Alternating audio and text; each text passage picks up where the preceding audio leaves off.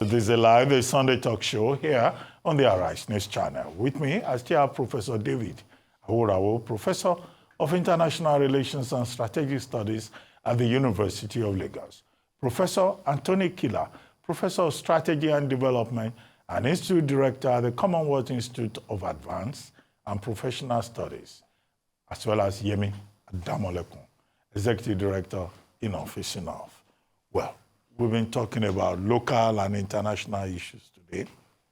First, the Israel-Hamas crisis, and also sexual harassment, sexual assault in Nigerian universities. Professor Florence Obi, my last guest for today, was talking about the report that she has submitted to the Ministry of Education about sexual assault in Nigerian universities. Although being a product of that university, I took time out to promote the university.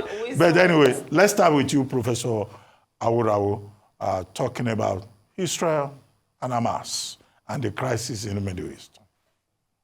Well, where to start from is to first express one's sympathy with those who have lost loved ones in this conflict. And of course, those who also have relations who have been injured or in the hospital. At the last count, Israel, we understand, had lost 1,300. The Palestinians have lost maybe 2,200 thereabouts, maybe even higher, as our last count.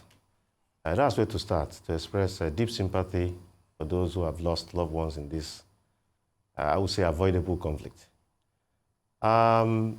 The conflict itself, has a very long history. Before Israel was created as a state in 1948, in fact, from 1917, when the Balfour Declaration was proclaimed, and then the years that followed, and the opposition of the Palestinians to the possibility of creating an Israeli state in that region. And since then, that place has been very unstable. Several wars have been fought, terrorist attacks have taken place, with almost unpunctuated regularity until the present.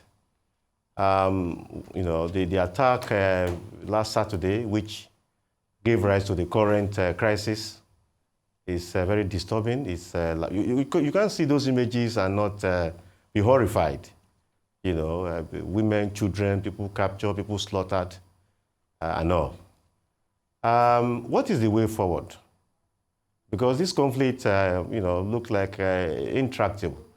In 2018, when Israel celebrated 70 years as an independent state, different groups, I was involved in one of them, tried to study the conflict and tried to establish the issues and the way forward. The result of our research, I tried to compare with what others did elsewhere, even outside the country, and I discovered a trend that the recommendations were similar, have been similar over time, which means there is no shortage of ideas regarding how to resolve the conflict. What has stood out in all of this is that both sides have people with extreme positions, and they are not in the minority. And that is what needs to be addressed if the Middle East will be stable. Take, for instance, even before Israel was created, in November 1947, the United Nations made a resolution, General Assembly, Resolution 181, which provided for Israel to be created as a state and the Palestinians to having their own state, different from the Balfour Declaration that would have put all of them in one state.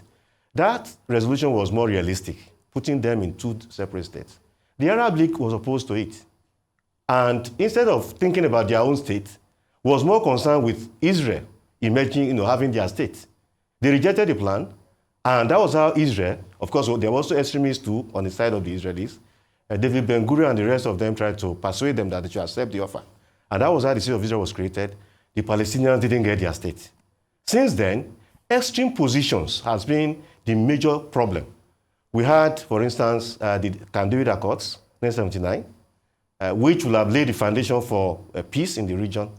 Extremists were opposed to it. Indeed, Anwar Sadat, who led the negotiation, was assassinated. Not long after that, we had the Oslo Accords, 1993. Shimon Peres, who led negotiations, was assassinated. And, Israel Rabin, rather, Shimon Peres, who replaced him, who tried to implement it, lost election to Benjamin Netanyahu, who was a more extremist individual. So the problem with the Middle East is all these extremists on both sides, and they are not in the minority.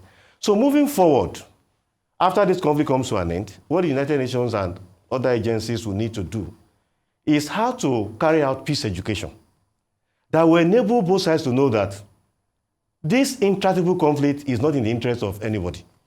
This war, Israel will win it, but it won't win the peace. So, and like I said the other time, that I'm not happy that this conflict is going on, but I'm happy it's happening under Netanyahu. Because if it had happened under some other person, it would have been said, oh, if Netanyahu were there, it would never have happened, thinking that it's only by brute force that peace can be achieved. Let's say 75 years down the line, they have carried on the same trajectory, and it has not solved the problem. What that means is that both sides will need to grant concession to reach an agreement which will bring this conflict to an end. And one key issue is that there must be two states. That Resolution 181 provided for it, the Arab League rejected it, and see where we are. Yeah. So that is it with that. And of course, female, I'm also in the university system. We've discussed this also some time ago. Yeah. Let me just say a few things about it. Okay. It's not only in Calabar, it's also in my university, and of course several universities, as the Vice Chancellor pointed out. And as we have said over and over again, we also need to educate ourselves, to popularize this, to remind ourselves, the academia, that it is not worth it. The fallout of sexual harassment is too serious. People go to jail for 25 years. Why should you go to jail for 25 years if you want to sleep with a woman? It doesn't make sense. So in ASU meetings, every forum, the faculty board meetings and all that, we have tried to say, we should be reminded of this, that it's not worth it. So that of Calabar will come and go, but moving forward, we should, be more responsible in the way we approach these things, such that all of this sexual harassment thing will not become an issue. There are too many issues in the university system to now add this, rather infinitesimal, inconsequential issue, which is now occupying the central place. Those are my thoughts. When I was talking with the Vice Chancellor, I was saying, Malabite, Malabres. Were you envious? No, well... I haven't gone to the university by the lagoon. No, we are very liberal. A little here, a little there. The good things of life should go around. Even like is doing well, Calabar does well, OAU does well, Ibadan does well. We are better off with that. Not just Unilag and... Anyway, Yemi, over to you. I think I'll start where Prof left off and disagree slightly, because I'm not quite sure I would classify the issue of sexual harassment as infinitesimal. I hear what you're trying to say in a sense, larger sense, that there are kind of bigger issues that the university institution needs to deal with, and the Vice Chancellor alluded to that. The security issues, the issues of funding, the issues of caliber of staff that she's having to recruit or challenges in recruiting them. But I think the issue of sexual assault is getting the well-deserved attention also by the intro that Dr. Abati gave, talking about how studies have shown the impact that it's had on students over the years. As I say often, I'm a campus child. And so when this Calabar thing happened, I actually posted in a few of our campus groups, and I said, this thing just clicked to me for the first time, that for my colleagues and friends that went to, let's see, I grew up in Ife, but I didn't go to Ife. So it then occurred to me that for my friends that went to Ife, it would mean that accusations of sexual harassment were against people that we knew, our friends' fathers, people that we went to their houses, or people that might have been, I guess, maybe an acquaintance of my father's or my mother's. And that gave it a different kind of look in my mind that, wait a minute. And then people started talking about stories of things that they knew then. So I think for me, the big thing about where we are now is the fact that society has shifted considerably, that there's now more voice. Students can now speak up. I'll speak a lot more. It's not to say that it's easy. We saw what happened even with University of Calabar when the Minister of Women Affairs was calling students and threatening them. She eventually apologized when she got a strongly worded letter. Sorry? But she did it. Well, she did, I just wanted to make sure that I'm fair to her, to put on record that she also apologized. But the fact that a minister of women affairs thought it was in her place to call a student and try to define for the students that if you were not raped, you were not sexually harassed.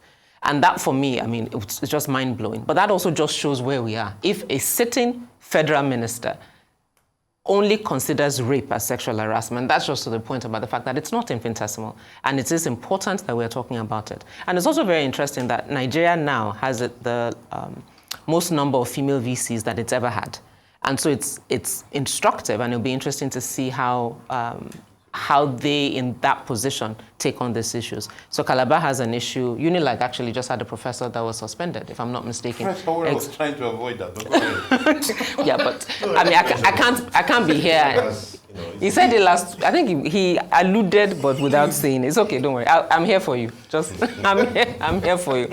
Unilag just suspended one as well. So I think it is very important that you have female VCs who can take on these issues, and more people are talking. More professors are spending time in jail, and and I look forward to more of them going to jail and more students speaking. Not present company though. Well, I don't know what they do, but I'm just saying, anyone found guilty, I'm glad that we're now talking about it. And on Israel and Palestine, I mean, as with last week, Professor Aworawo gives it really, really good coverage in terms of what the issues are. And also America comes in because it's an election year. Biden cannot afford to say anything else. But I think let's be clear. The defense of Israel saying that it's defending itself from a terrorist group does not negate the fact that they're killing people.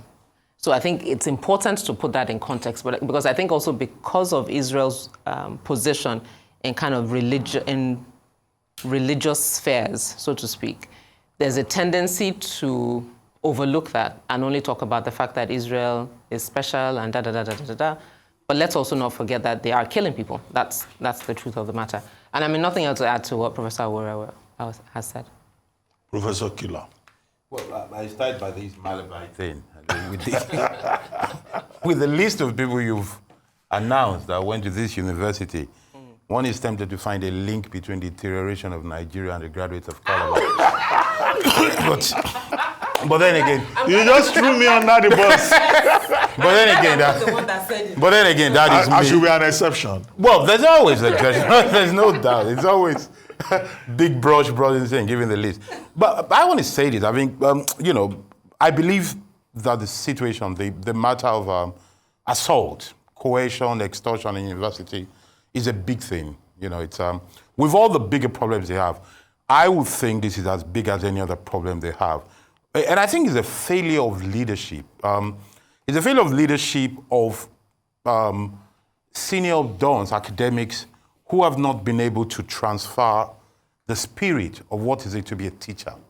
To be a teacher, I've, in other occasions, defined it as to be a priest in the temple of knowledge. If you can see yourself as a priest in the temple of knowledge, you will not be attracted to people coming to worship in that temple. And if you do so, we're talking of some kind of pathology that we're not thinking of. That pathology does not need a clinical diagnosis. What it needs is a social refute. The idea that colleagues, you frown on people who do that and call them out and see them as proper inferior species. They're people that you shouldn't sit down to drink with. And I really want to say this to my colleagues across the world, that there's something very wrong for people to abuse, extort, harass people put under their care for knowledge. But it's also failure of leadership. For anything, anybody. Look, I tell you, and this is I think it's also a system thing. So in some universities, Cambridge comes to mind, but I think LSE too. When you go on any kind of contract, one of the first things they tell you is that now you're going to be supervising dissertations. Every year, somebody's going to fall in love with you. Ignore it. And they say, it's clear. They actually tell you. Because they were fascinated by this, your knowledge, this, your power. So it's one of the things you need to learn to block that out. That is on one side. But there's also a failure of leadership on the other side, of parents, guardians, and what's the other people? The people in charge of these young people. You see, the fact that anybody will be so afraid of failing that they cannot go home to say, Daddy, Mommy, somebody did something to me. And we're talking 2023 now. Yeah. Most I've been there. I was on Unilag the other day. I mean, they're kids. The fact that they will be so afraid of failing that they cannot tell their parent, it's a failure on part of we parents. That our children cannot look at us and believe that the home is safe enough for them to report this kind of abuse. I think parents need to look at themselves as well and review their priorities. Perhaps we need a kind of general reorientation to talk about this kind of thing. It's important for the situation. But I have a radical approach to this. Whilst it is important that universities denounce and punish those who are guilty of this crime, I also think there's something in my mind. It's not a constitutional thing, but there's a moral side of me thinking that maybe universities should be penalized somehow if their staff behave that way, so that we have a kind of vicarious liability that puts everybody on their toes. But then again, it's not a Nigerian thing, because if it were a Nigerian thing, just the way some professors were reading INEC results is enough to affect their intake into schools. Because people should be thinking that I will not send my child to a place where the professor is talking this way. Right. But I think we have a problem of demand and supply. So we're not free to reason rationally. But I invite people to start thinking along that line. So it's a very big thing. For the matter of Israel and Palestine, I have a personal story. A long time ago, it's amazing how time passes. I think around 1992, 1991, we formed a group, a European group. We call it, very unsuccessful, I must say. We call it PNIP, something like that. Peace, neither Israel nor Palestine. And we consider ourselves as humanitarians. And, I think I was co-chair because they chose people from different places. By the way, not to look down, since we're grading universities, the only people that accommodated us was actually SOAS, which we were looking down on, but they were better than Cambridge and other places to take us. The idea then was that let us agree that there's a general perception that the Palestinians feel that they've been dealt a bad card. But beyond that, let us look at human lives and agree that you can't get justice all the time, because the retort then was that there can be no peace without justice. But I think if everybody can look at individuals that die, rather than seeing martyrs and heroes, if we think of orphans and widows and what's the one for, men die as well, and widows as well, we look at it generally that way and to think that every life matters. Maybe we'll start thinking it differently to say that even if it is not a just peace, let us move for peace, whatever kind of peace is possible. And here, the West. A collection of poetry which is titled Casualties. Casualties, yes. In a war situation, J.P. Clark says there will be casualties. In any kind of situation. Your point. That's my point. What we have to worry about. But let's take another subject. The Nigerian government says it has concluded plans to secure a fresh 1.5 billion loan facility from the World Bank. The move, it says, is part of efforts to address the fiscal gap in the 2023 budget. The Minister of Finance and Coordinating Minister of the Economy, Wale Edun, disclosed this while speaking with journalists at the ongoing 2023 annual meetings of the World Bank and the International Monetary Fund in Marrakesh, Morocco. Edun noted that Nigeria has become almost number one on investors' list when they want to look at where to invest. He promised that there will be a coordination of monetary and fiscal policies, while also pledging that President Bola Tinubu's administration will not breach ways and means limits. Well, Yemi, let me start with you. Yeah, while they're not telling us they will not breach ways and means limits in violation of Section 38 of the CBN Act, which was standard practice under the Buhari administration. Now they say they want to borrow $1.5 billion because there's no provision in the 2023 Appropriation Act for more money. Now, in 4 months of the Tinubu administration, they've already borrowed over $1.9 billion. Okay, so they just keep borrowing on top of our heads. Money that nobody is prepared to pay. There's no provision for it to be paid for. So what are we dealing with here, really? Just empty promises, keep borrowing in an economy that there's no production. There's just consumption. Yeah. What do you think? You are the civil society placard carrier. Okay, activist. Sorry, activist. Even just as a citizen, really. I think, Yeah. I mean, to the point that you've made, 1.9 plus another 1.5. And I think it's the point that we keep making all the time. If you are borrowing money for production, not consumption, if you are borrowing money that citizens feel that you are borrowing to make their lives better, then you can have an honest conversation about what you are borrowing money for. I mean, there's a video that's going around today about a community in Ogun State that they sent a quarter bag of rice to be shared amongst the 147 households. And they were sending it back to Governor Dapo Abiodun and saying that they don't need it. If you really want to do palliatives, this is not how to do it. There's also a story that all the 360 House of Rep members are going to get brand new Land Cruisers worth 160 million naira each. So you do that in the context as documents floating around about how much the presidency spent, and that's just the presidency spent on going to UNGA. That's excluding all the other ministers that went and their own budgets.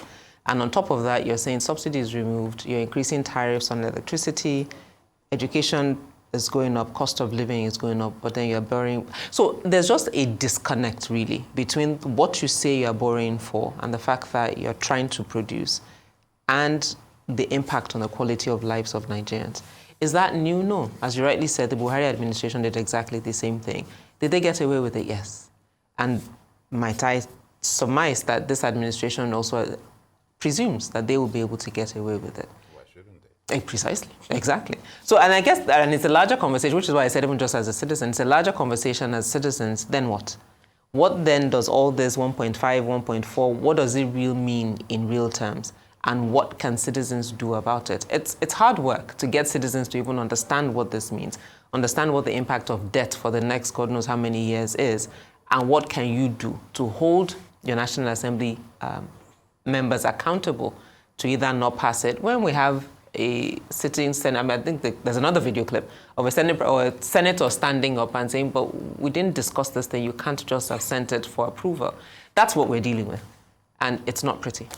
Well, debt service to revenue ratio of almost 100%. Domestic debt of over 69.75%. Total debt stock of over 87 trillion naira. And here we are, we want to borrow more.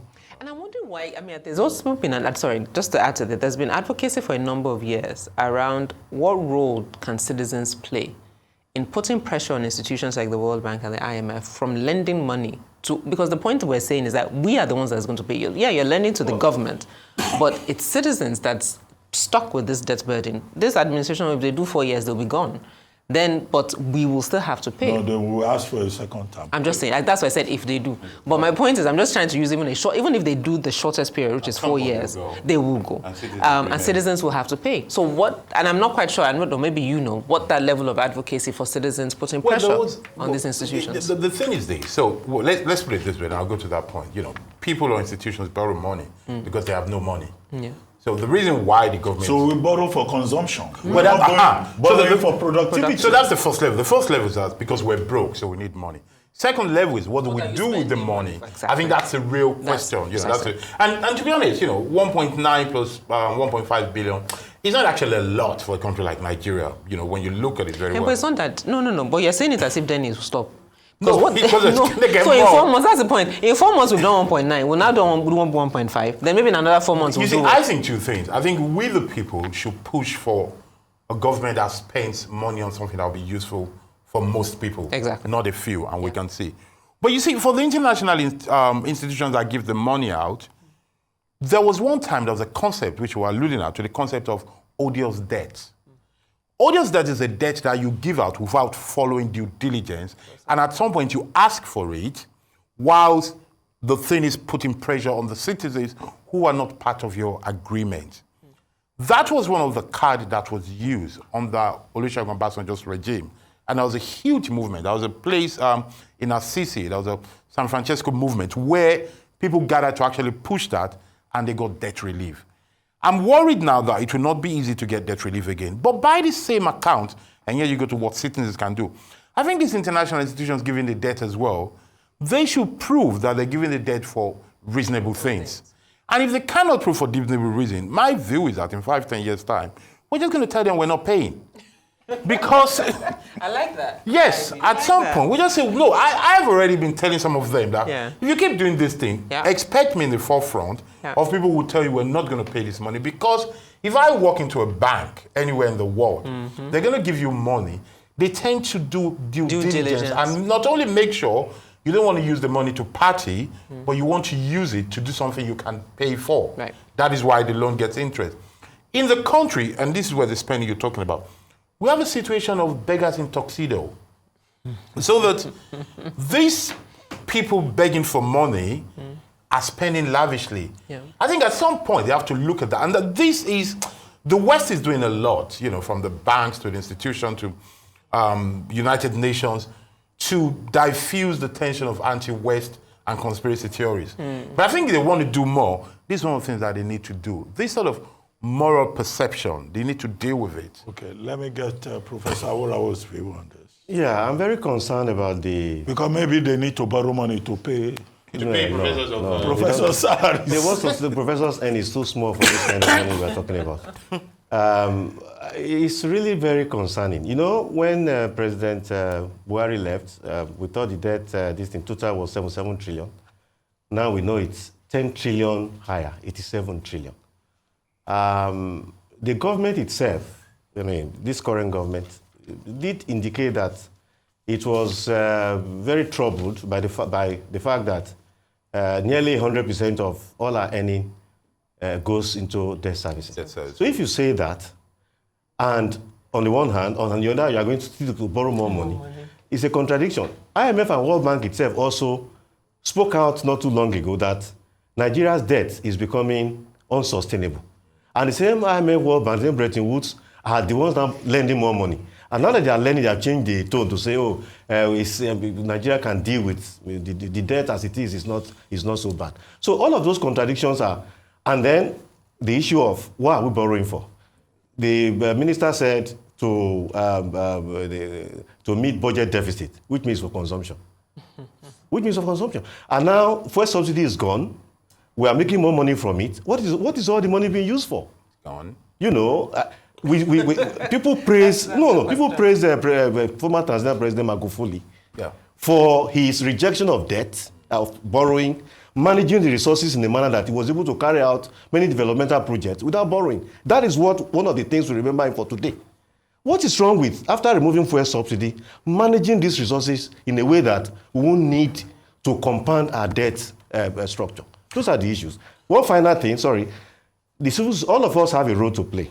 President Obama said some time ago that politicians will do what they like if citizens don't hold them to account. Yeah. And so what needs to happen is for citizens to hold government to account so that these kind of things don't happen. Since Parliament, as we can see, is just a rubber stamp for the executive. Okay, let's take one final topic. 10 months after pulling the trigger to kill a pregnant lawyer in Ajah, Lagos, suspended Assistant Superintendent of Police Vandi Dramdi on Monday was sentenced to death by hanging by Lagos High Court, sitting at the Tafawa Balewa Square. Dramdi had stopped a car on the last Christmas Day, December 25, for routine check, and in the process, he fired a bullet, which killed Bolande Rahim, a property lawyer who was riding in the car with her husband and other relatives. And to add also, Mrs. Rahim was pregnant. While delivering the judgment on Monday, Justice Ibironke Harrison said the court affirmed through a postmortem that Rahim died of bullet wounds she sustained from Dramdi's AK-47 based on overwhelming evidence. The judge also established that the policeman actually pulled the trigger against his claim of accidental discharge. She said the prosecution team from the Lagos State government has proven the case beyond all reasonable doubts. The defense lawyer gave an indication that the judgment will be appealed. Okay, but here we are. Police brutality, one life lost on Christmas Day, one family thrown into complete distress. Yemi Ademolekun. I think it's great that there's been judgment. I think it's also significant that to show that when our institutions want to work, they can work and they can work well. I think the fact that Bolanle was a lawyer helped, because the lawyers not only rallied in terms of voice, but also rallied in terms of a family and pushed really that the case was expedited. But Bolanle is just one. And for me, that's while we celebrate that there's judgment and justice, it doesn't bring her back. But it goes back to, I mean, this is October. 3 years ago, Nigeria was dealing with NSAS. But it goes back to what the issues around that was, just police brutality, just untrained policemen, people that are underpaid, undertrained, and you hand them a gun, and they feel they have the power to do and undo with a gun. Those issues haven't been dealt with, even though this judgment has been given. Professor Aworawo, quickly. Well, my attention will be focused on general police behavior. When they carry the gun, they think they even use the language, we can do and undo. We'll kill you and nothing will happen. Yes, they should know that they cannot do and undo, with this kind of case. They should also stay away from drugs. Some of them that I interact with, you see they are drunk or something. They need to stay away from all that. At the end of the day, it's not worth it. Because, you've killed someone, that one can't come back to life. You are sentenced to death, another life lost. It's not worth it. I've attended a couple of police, from time to time, once a week, they meet and then they address themselves. I want to use the opportunity to tell them tell the police that all those times they meet once a week, they should always draw attention to the need for them to be careful, that it is not worth it. If you think you can do and undo, you cannot do and undo. The law will take its course, and then something like this will be your lot. Professor Kila, the last word on this subject. I think we just need really to rebuild our institutions with values. We need institutions and values. That is the problem we have. And we can't rely on individuals, because we're talking about this death thing. We're going to the police. But if you look at the former President Muhammadu Buhari, whether you like or loathe him, you will not imagine somebody like him would be a spender like that. It doesn't come across as somebody who would destroy the economy. Not destroy, he could have destroyed the economy. Somebody would just spend money anyhow and borrow. He didn't even look like a borrower. He looked like someone that would live within his means. But did he understand the issues? That's the problem. Exactly. So he tells you, just like the police, like the former president, it's not about individuals. We need institutions with very clear value. Yeah. We need an AIG within the police commission that will say, this is the vision of the Nigerian police, this is what is acceptable, and this is what is not acceptable. Well, and we need to digitalize. If we had more digital means, maybe that would need of less guns, and maybe less policemen. If I had my way, instead of having policemen check cars and stop people, I would turn them to people who are signing bad roads. They should just let people go, and their job should be... They're not checking cars because they care about the cars, though. But they're extorting. Yeah, exactly, that's what... Oh, okay. Let us reduce their contact with people. Right. And let their duty be signaling bad roads and potholes. But you need to pay and then you should only go to them where there's a case, criminal or civil, not them stopping anybody. Well, thank you very much, Professor Anthony Kila. Thank you, Yemi Ademolekun, and thank you, Professor David Aworawo. You've been watching This Day Live, the Sunday talk show, here on Arise News. I'm Ruben Abati from my entire team here in Lagos. It's bye for now, and thank you very much for watching.